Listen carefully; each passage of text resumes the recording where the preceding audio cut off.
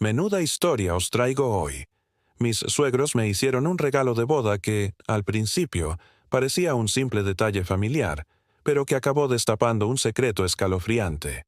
Resultó ser la clave de una mentira que envolvía toda la vida de mi esposa. Hace 2 años, mi mujer y yo compramos nuestra primera casa juntos, a las afueras de Valencia. No es una mansión imponente, sino una casa de 2 plantas acogedora, con un pequeño jardín, fachada blanca y un columpio en el porche que me encantó construir con mis propias manos. Nos mudamos en primavera. Fue un logro enorme para los dos. Durante casi 2 años yo había estado trabajando doble turno en la fábrica, y ella también había cogido horas extra en la clínica. Ahorramos hasta el último céntimo para esa casa. Digamos que sus padres no estaban precisamente contentos con la idea. Constantemente insinuaban que yo no era lo suficientemente bueno para ella. Nunca lo decían directamente, pero se notaba en la forma en que su madre miraba mi furgoneta y en cómo su padre jamás me miraba a los ojos cuando hablábamos. El fin de semana de la mudanza, nos trajeron un regalo de inauguración grande y aparatoso. Su padre lo trajo personalmente. Una obra de arte alta, ancha y pesada, envuelta en una tela polvorienta. Dijeron que era una reliquia familiar. Su madre añadió que había pertenecido a la familia durante generaciones y que debía pasar a manos del nuevo cabeza de familia. Me pareció un poco extraño, pero bueno, no quise darle más vueltas. Desempaquetamos el regalo y descubrimos un retrato inquietante de un hombre vestido con ropa antigua. Era el tipo de pintura que uno esperaría encontrar en un museo o en una de esas casas señoriales con escaleras de caracol. El hombre tenía unos ojos penetrantes, labios firmes y una actitud fría que me daba escalofríos. Su madre nos dijo que se llamaba Elías Balmaceda y que era un antepasado paterno. No quise ser descortés, así que lo colgué en el pasillo, justo enfrente de las escaleras. Cada vez que bajaba por la noche, sentía como si su mirada estuviera clavada en mí. Supuse que eran imaginaciones mías. Pasaron las semanas y seguía sin poder sacudirme esa sensación. No disfrutaba nada pasando por delante del cuadro. No era simplemente espeluznante. Había algo raro en él. La iluminación del retrato no parecía coincidir con la inclinación del rostro del hombre. Las sombras parecían extrañas. Su ropa no parecía tan antigua como se suponía que debía ser. Pero lo que realmente me intrigaba era su rostro. Había algo familiar en él, algo que no lograba identificar. Una noche estaba solo en casa. Mi esposa trabajaba en el turno de noche en el hospital. Estaba a mitad de las escaleras cuando me detuve a mirar ese maldito cuadro. No sé qué me impulsó, pero lo arranqué de la pared y lo bajé al sótano. Me senté bajo la solitaria bombilla colgante, contemplando la pintura. Le di la vuelta. La parte trasera estaba bien sellada con una vieja etiqueta de papel pegada al marco, similar a las que se encuentran en las piezas de museo. Decía Elías Balmaceda, 1883. Busqué el nombre en Google. No encontré nada. Ni registros históricos, ni búsquedas de ascendencia, ni nada en los archivos locales. Fue entonces cuando empecé a sospechar que algo no encajaba. Durante las 2 semanas siguientes, comencé a publicar imágenes de la obra en comunidades artísticas online y en hilos de Reddit. Una persona respondió diciendo que se veía sorprendentemente idéntica a una pintura de una colección histórica de Castilla y León, excepto por el fondo, que era completamente diferente. La pintura original tenía un paisaje montañoso detrás del hombre. El nuestro tenía un campo con una casa al fondo. Esta persona incluso me envió una foto del original. Tenía razón. El mismo hombre en un entorno diferente. Volví a examinar el marco con detenimiento. Había algo raro. Tiré del soporte hasta que pude despegarlo. Había un papel amarillento doblado debajo del lienzo, entre la madera y el soporte. Era frágil, pero aún legible. Era una carta. Estaba fechada en 1972 y firmada por un tal Benjamín Balmaceda. En ella, Benjamín hablaba de ocultar la verdad y mencionaba una mentira necesaria para preservar el apellido familiar. Explicó que el retrato se había realizado para conmemorar a alguien que no lo merecía. que Elías era una mancha en la familia y que el original había sido repintado, literalmente pintado encima para ocultar la realidad. En ese momento, la rabia comenzó a hervir dentro de mí. Llevé el cuadro a un tasador en el centro de Valencia. El hombre tenía un negocio modesto lleno de marcos polvorientos y muebles antiguos. Lo observó durante unos 20 minutos antes de confirmar mis sospechas. No era una obra del siglo XIX. Afirmó que fue pintada en la década de 1970, no una reproducción, sino una falsificación intencionada diseñada para parecer más antigua. Compartí todo esto con mi esposa. Al principio, creyó que estaba exagerando. Dijo que sus padres quizás no lo sabían, pero la animé a que les preguntara. Llamó a su madre esa noche mientras yo estaba sentado cerca. Cuando mencionó el cuadro, su madre guardó silencio. Luego dijo que no quería hablar del tema y colgó. Eso fue todo. La extrañeza inicial se convirtió en una desconfianza total. Volví a investigar y comencé a buscar registros públicos relacionados con su familia. Certificados de matrimonio, obituarios, todo lo que pude encontrar. Finalmente descubrí algo escalofriante. Un artículo de 1974 sobre un hombre llamado Elías Balmaceda, hijo, arrestado en relación con varias desapariciones en la zona de Valencia. No fue condenado, pero se le consideró el principal sospechoso en al menos 4 casos de personas desaparecidas, 2 de los cuales involucraban a menores. Se me heló la sangre. La fotografía del artículo mostraba a un hombre idéntico al del cuadro. La misma cara, los mismos ojos apagados. La imprimí, la puse junto al cuadro y se la enseñé a mi esposa. Se puso pálida como un fantasma. Dijo que nunca había oído hablar de ese tipo. Esta vez llamó a su padre. Él lo negó todo, alegando que yo estaba desenterrando tonterías sobre que Elías era un pariente lejano y problemático. Dijeron que todo eran habladurías sin fundamento. Fue entonces cuando me di cuenta de que era un encubrimiento. Ellos lo sabían. Les pregunté directamente por qué nos habían dado el cuadro y por qué ahora. Su madre simplemente respondió con una frialdad escalofriante. Ya era hora, ya era hora. Después de eso, algo dentro de mí se rompió. Empecé a darle vueltas a las palabras de la carta. Encubrir la verdad. Proteger el apellido de la familia. Me dieron el retrato sabiendo perfectamente quién era el hombre. No un antepasado orgulloso, sino un depredador, una criatura que deseaban mantener en secreto. No pude dormir después de eso, y pasar junto a ese objeto me daban ganas de destrozarlo. Pero de repente, algo me impactó. Quizás me dieron esa pintura como una prueba peculiar, o quizás querían que alguien más llevara esa terrible carga. Fuera lo que fuese, no iba a quedarme callado. No le dije a mi esposa qué pensaba hacer. Para ser sincero, no estaba seguro de qué haría exactamente, pero sabía que no podía rendirme. Empecé a investigar más a fondo esos viejos expedientes. Me tomé unos días libres en el trabajo. Le dije a mi supervisor que era un asunto familiar, lo cual, irónicamente, era la pura verdad. Fui a los archivos de la Biblioteca Provincial de Valencia y accedí a los microfilmes.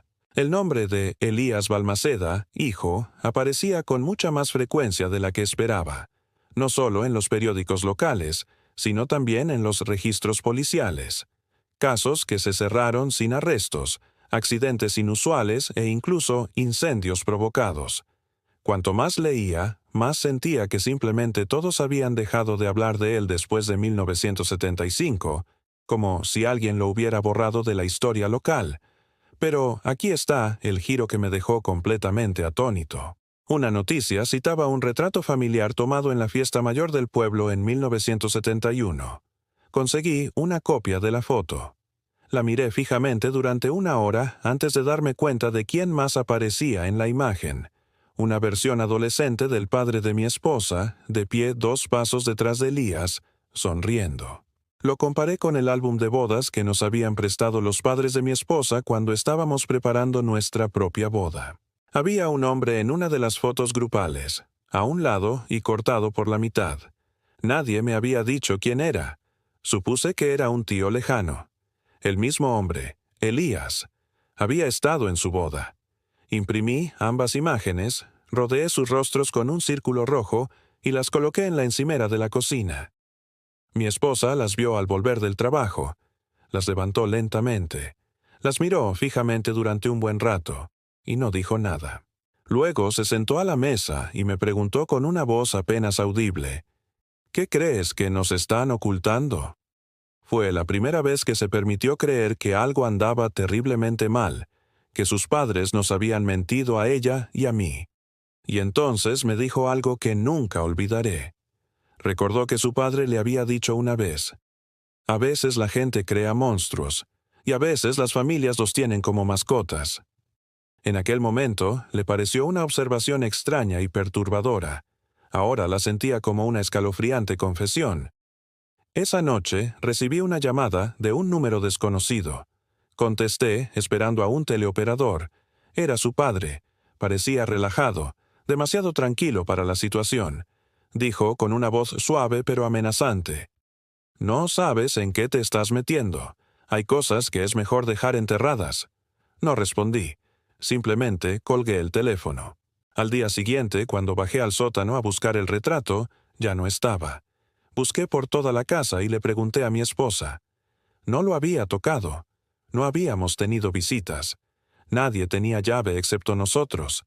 Alguien había entrado en nuestra casa, pero solo para llevarse el cuadro. Esa misma noche, a las 3:12 de la madrugada, se apagó la luz de movimiento exterior.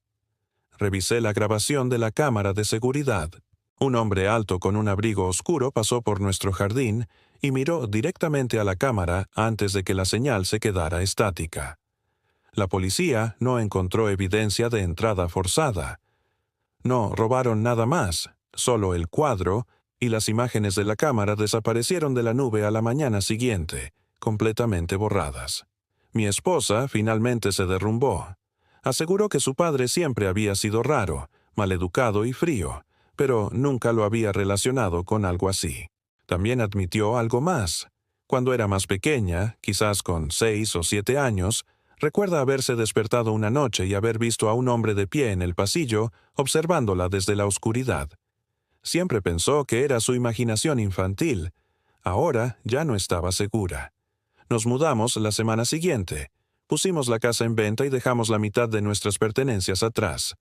Pero la cosa no quedó ahí. Recibimos una carta al día siguiente de mudarnos. No tenía remitente, solo un papel doblado dentro, con una única y escalofriante frase escrita: «Deberías haber dejado las cosas como estaban». Se lo enseñé a la policía. Dijeron que no había peligro inmediato, que no podían hacer nada con esa nota amenazante.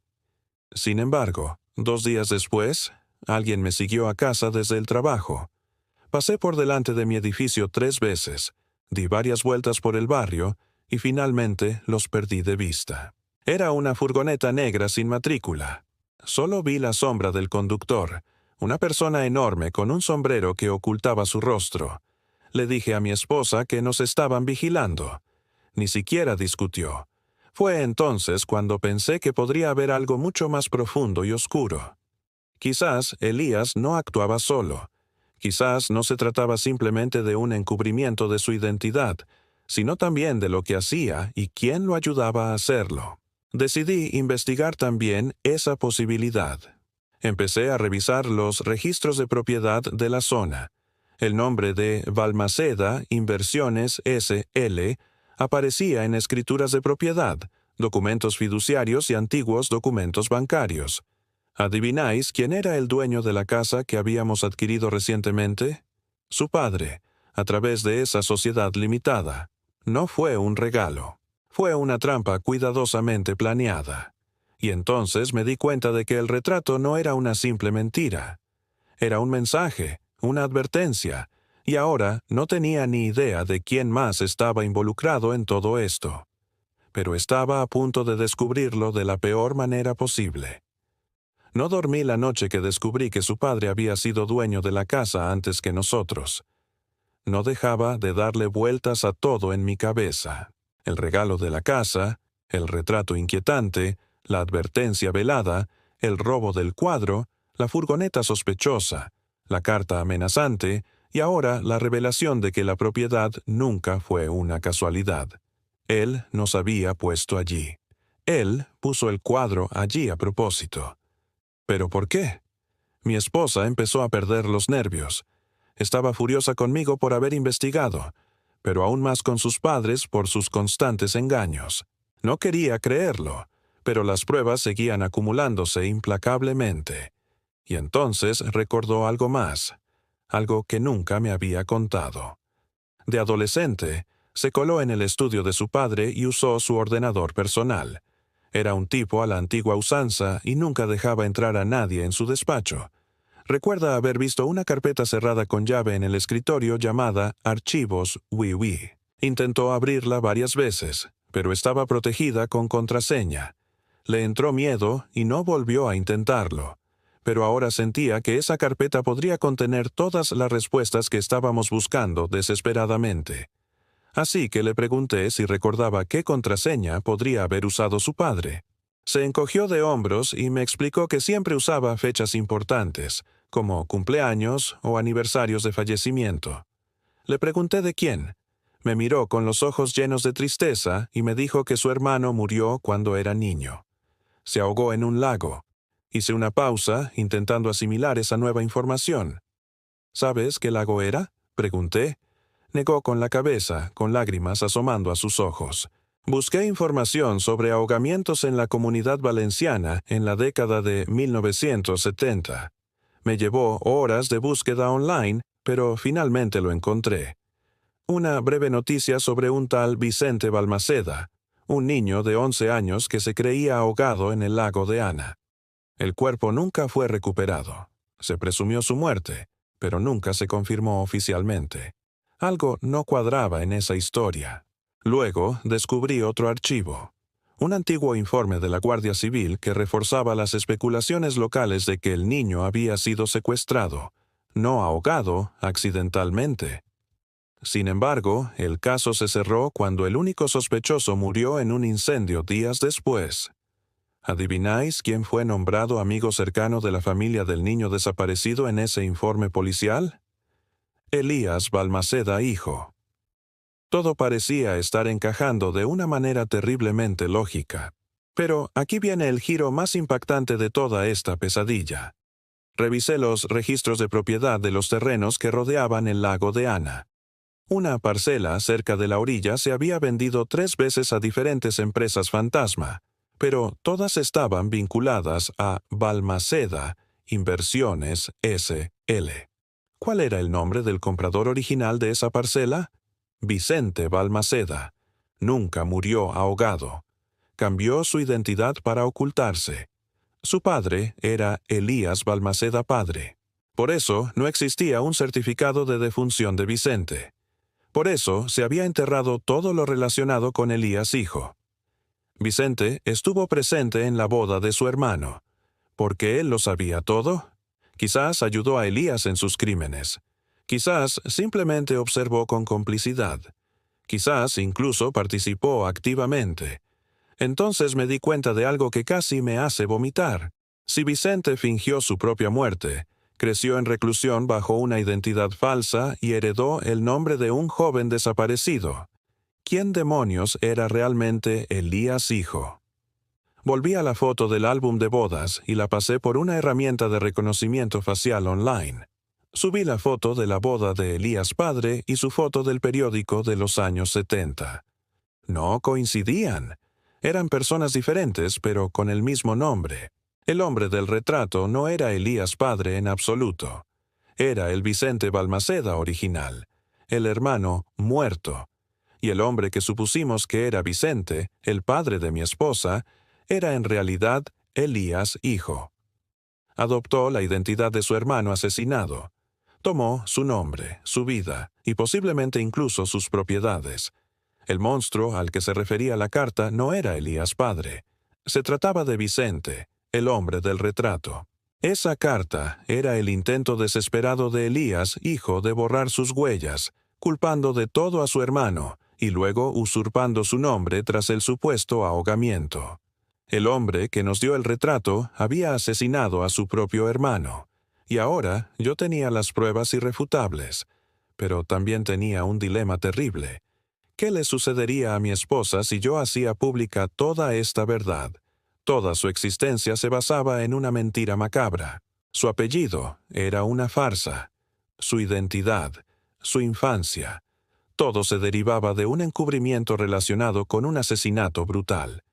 Quizás incluso más, algo aún peor que eso. Alguien quería enterrar toda la verdad para siempre.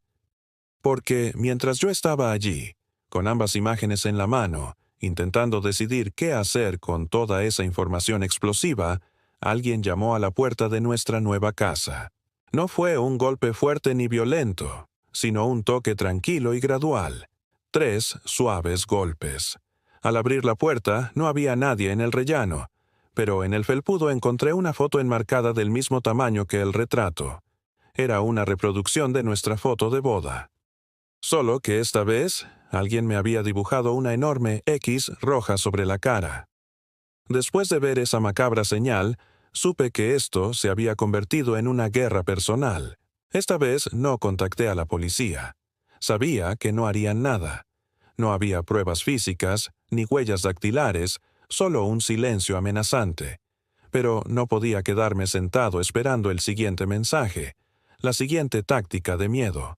Así que, probablemente, hice algo muy imprudente. Entré a la fuerza en la casa de mis suegros. Estaba completamente vacía. Me aseguré de que tanto él como mi suegra estuvieran fuera de la ciudad, visitando a un pariente en Galicia. Tenía 2, quizás 3 horas antes de que alguien se diera cuenta de mi allanamiento. Fui directo a su despacho, que tenía el mismo escritorio antiguo que mi esposa recordaba de niña, y el mismo ordenador vetusto. Llevaba conmigo una memoria USB y una pequeña cámara oculta. Encendí el ordenador e introduje la fecha de nacimiento de Vicente que aparecía en el artículo sobre el supuesto ahogamiento. La contraseña funcionó a la primera. La carpeta se abrió ante mis ojos. Lo que encontré allí todavía me quita el sueño por las noches. Decenas de documentos, escaneos de periódicos antiguos, fotografías inquietantes, listas de apellidos, datos escolares y expedientes de personas desaparecidas de las décadas de los 70 y 80. Cada archivo estaba cuidadosamente etiquetado con fechas y anotaciones, algunas en clave, otras en texto plano. Una carpeta en particular llamaba la atención. Control. Dentro había notas detalladas sobre la creación de recuerdos falsos, la reconstrucción de identidades y la eliminación de cualquier riesgo potencial. Busqué frenéticamente hasta que encontré una carpeta con mi nombre. Fue entonces cuando descubrí algo inesperado, algo que me dejó sin aliento. Me habían estado siguiendo durante años. Había imágenes de mis perfiles en redes sociales, registros de mis solicitudes de empleo e incluso transcripciones de entrevistas de trabajo que tuve hace más de 10 años. Él sabía dónde vivía antes de conocer a su hija. Sabía con quién había salido antes de ella. Había notas detalladas sobre las preocupaciones financieras de mi familia y sobre los problemas de salud de mi padre. No me eligieron por casualidad. Él me eligió a mí deliberadamente. Era fácil de manipular. Alguien sin familia cercana. Alguien que estaría agradecido por una casa, un regalo y la oportunidad de sentirse por fin en casa. El retrato era mucho más que un simple símbolo familiar. Era una prueba silenciosa. ¿Sería capaz de guardar ese terrible secreto? ¿Lo enterraría como ellos habían hecho durante décadas? Descargué absolutamente todo en mi memoria USB. Salí de la casa de mis suegros tal como la encontré, sin dejar rastro de mi intrusión. Pero para cuando regresé a nuestra casa, mi esposa ya no estaba allí. Ni una nota, ni una llamada perdida. Su teléfono estaba apagado. Revisé las grabaciones de seguridad de nuestra casa. Alguien había apagado el sistema de vigilancia 5 minutos antes de la última alerta que había recibido en mi móvil. Tenía que ser él. Contacté a la policía de nuevo. Esta vez tenía pruebas auténticas, aunque digitales. Le envié los archivos a un periodista que conocía de la universidad y que ahora trabajaba en un periódico de gran tirada en Madrid. Me devolvió la llamada completamente alterado. «Madre mía», me preguntó con voz temblorosa, ¿Te das cuenta de lo que me acabas de dar? Estos individuos habían sobornado a policías, jueces, terapeutas y trabajadores sociales durante años. Había nombres de personas que aún tenían una influencia considerable en la ciudad. Me ordenó guardar silencio por mi propia seguridad, pero no podía hacerlo, sobre todo con mi esposa desaparecida. Han pasado 3 días desde entonces. No hay noticias de ella. Entonces llegó un paquete a mi puerta. No tenía remitente. Dentro había un teléfono móvil prepago. La pantalla se iluminó con un único mensaje de texto. Nos vemos donde todo empezó. Lago de Ana. Sabía que era él. Conduje hasta allí sin decírselo a nadie. No llevaba ningún arma encima, solo el teléfono prepago y la memoria USB con toda la información. Lo encontré de pie en el viejo embarcadero de madera. Mi esposa estaba a su lado. Parecía pálida y desorientada, como si hubiera estado llorando durante días. Él se giró hacia mí con una calma escalofriante. «Deberías haberte detenido», me dijo con una frialdad glacial. «Podrías haber tenido una vida tranquila y sin sobresaltos». Le pregunté qué le había hecho a mi esposa. Respondió con una sonrisa siniestra. «Nada, todavía». Y entonces tomé una decisión impulsiva. Saqué la memoria USB del bolsillo y la arrojé al agua turbia del lago. Por primera vez pareció genuinamente sorprendido. Le expliqué con una calma forzada. «Está respaldada en 3 ubicaciones diferentes». «Inténtalo», me dijo con una mirada desafiante antes de girarse hacia mi esposa. «Mira, cariño, ella es igual que yo. Esa rabia, ese instinto, lo llevamos en la sangre». Mi esposa no dijo nada. Luego retrocedió lentamente, apartando la mirada de su padre, y lo empujó con todas sus fuerzas. Él resbaló en las tablas húmedas del embarcadero, perdió el equilibrio y cayó al lago. No volvió a salir a la superficie. Esperamos en silencio. Nada. Mi esposa murmuró con la voz quebrada. Siempre decía que no sabía nadar. Ella nunca apartó la vista del oscuro lago. Yo tampoco. Los archivos se hicieron públicos una semana después. Mi amigo periodista de Madrid publicó toda la historia. La noticia llegó a los titulares nacionales. Arrestaron a mucha gente. Jueces dimitieron en medio del escándalo. Familias enteras presentaron demandas buscando justicia. Devastó una parte oscura de la sociedad valenciana que nadie quería confrontar. Nosotros nos mudamos lejos. Cambiamos nuestros nombres para intentar empezar de nuevo. Ella se tomó la terapia muy en serio. Yo también hice lo propio. Pero hay algo que nunca podré olvidar. Tuve la oportunidad de parar al principio. Vi las señales de advertencia. Seguí cavando en la oscuridad incluso después de que ella me suplicara que lo dejara correr. Creí que estaba haciendo lo correcto, buscando la verdad, pero la arrastré a un infierno inimaginable. Sobrevivimos, sí, pero ya no somos los mismos. A veces, la justicia tiene un precio demasiado alto. Y a veces, la venganza consume a todos los que están en la habitación, incluyendo a aquel que sostiene la cerilla encendida.